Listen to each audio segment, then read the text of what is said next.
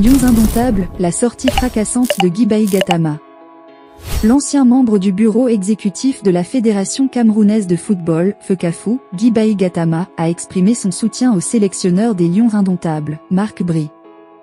Gatama salue les résultats obtenus par Bry et appelle à la patience pour permettre au technicien belge de poursuivre son travail.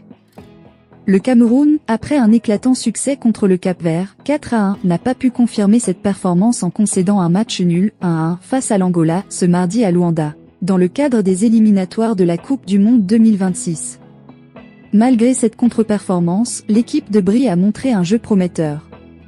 Marc Bry, qui a pris les rênes de l'équipe nationale dans un contexte difficile, a réussi à obtenir 4 points sur 6 possibles lors de ses 2 premiers matchs. Cette performance est appréciée par Guibaï Gatama, qui estime que Bry a besoin de temps pour amener la sélection au plus haut niveau. 4 points en 2 matchs. Laissons-le maintenant travailler dans les conditions de son travail. Il y a de l'espoir, du potentiel dans cette équipe des Lions indomptables, a écrit Gatama sur sa page Facebook. Les commentaires de Gatama reflètent un sentiment partagé par de nombreux observateurs et supporters du football camerounais, qui voient en Bry le potentiel pour redresser et revitaliser l'équipe nationale. La route vers le mondial 2026 est encore longue, mais avec le soutien des anciens cadres et des fans, Bry pourrait bien mener les Lions indomptables vers de nouveaux sommets. Carlos Balba a attiré l'attention lors du match contre l'Angola en portant un maillot avec un col rouge, alors que les autres Lions indomptables avaient des cols verts.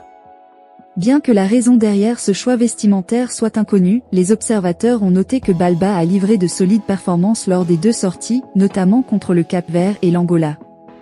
Carlos Balba a été particulièrement remarquable, avec ses performances techniques et son aisance à se projeter vers l'avant.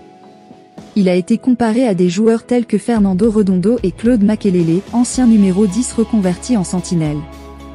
Balba a été loué pour son contrôle orienté avec son pied faible, droit, son accélération et sa frappe enroulée du gauche.